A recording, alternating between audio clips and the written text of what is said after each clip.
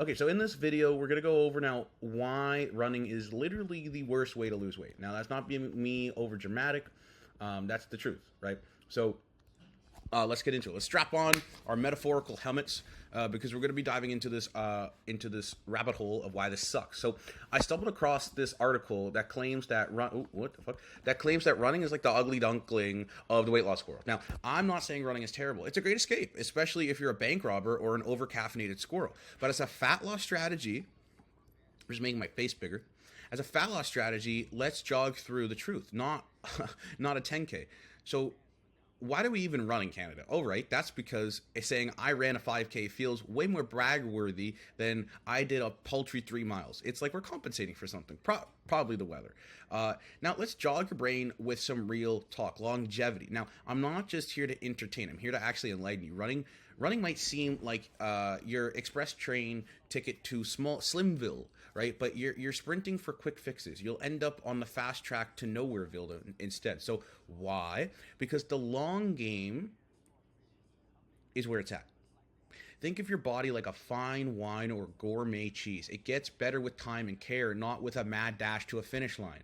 When you focus on steady, sustainable methods like LIST, low intensity steady state, which I'm going to have a video in this module more about, and smart caloric restriction, you set yourself up for success that lasts. Running might burn calories faster than a teenager that goes through data, but if you're solo act for fat loss, you're playing a losing game. You see, without muscle, you're just like a kite without with a string in a hurricane. You'll fly, right? But you won't you won't look great doing it, and well, you ain't going anywhere, right? So unless your dream physique is marathon runner, which let's be real, they all look like shit, or you're auditioning for a role as a broomstick, you kind of need a buddy up with resistance training. Now, in this torturous, or it's, there we go. Sorry, I misspelled that. It's the tortoise in this race. Slow and steady, building up a physique that's not just lean, but mighty. Now, let's go into specifics why. So the educational part. It's about energy systems. Your body is like a hybrid car. You've got the electric battery for those quick, intense bursts. That's your anaerobic system, by the way. And you have the gas engine for the long, easy drives, your aerobic system.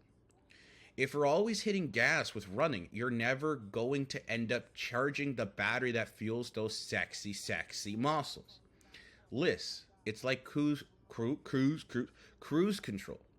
You're burning fuel efficiently, preserving your energy, and let's face it, enjoying the scenery. Right? You can listen to music, podcasts, whatever. Go take your dog for a walk. Combine that with a diet that's less about restriction and more about intelligent, sustainable, enjoyable choices. You're not just losing fat, you're going to be upgrading your entire lifestyle.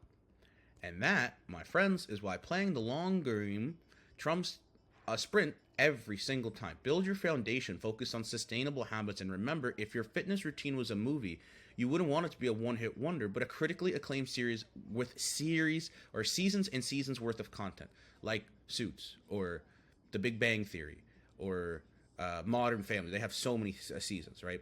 So let's go and do some resistance training. Let's put down those running shoes and pick up some iron instead, because in this epic novel of your life, we're aiming for a masterpiece, not a footnote. Run for fun, live for life. Now that's a new motto. That's actually a good motto that I wrote. Now let's get out there and make some gains longer than your phone's battery life. And remember, your true success isn't measured in pounds lost, but in the strength, confidence, and health that you gain. That's the real finish line. Mic drop, barbell drop, whatever. You get the point. Let's go get jacked and end up jacked and seen. Now, I hope you got the gist of it. Basically, running's not going to be the be-all and end-all. I want to give you one more example. So look, in reality, even if you're doing 1K, 2K, a couple days, or 3K, even if you follow a good running plan that gets you like you hire a running coach that gets you good periodization, if you're slowly progressing, it isn't guaranteed to be that amazing tool for fat loss, because you could run every single day and not lose weight, because we haven't spoken about addressing the calorie balance, energy, the balanced amount of calories in, calories out versus the amount going out. Now, there's some guy named Ross Edgley. Okay, I'll show you this. Ross Edgley, because I just refreshed the page. He's from the UK. Super jacked dude, okay? He swam across the entire UK the entire like United Kingdom, and there's a lot of water. And after 5 months of swimming, he literally gained weight because of how much food he was intaking, right? So that's the biggest thing to consider. It's going to take a crap ton of discipline, which most people don't have. If you're running all the time, I didn't even mention, it's terrible for your ankles, your joints, your knees, unless you're running on like grass or sand. I'd recommend that for your joints, but concrete's not good to, not even just overweight people, but just in general. So, because you're going to be expending a lot more energy, and then your body's going to require that more, and it's a lot easier to take away food / be in a caloric restriction, not expending so much energy. Like, look, it's a lot easier to burn fat. Sorry, it's a lot easier to eat food than it is to burn fuel, right? You've seen so many times on YouTube, probably, guys doing a 10,000 calorie eating challenge.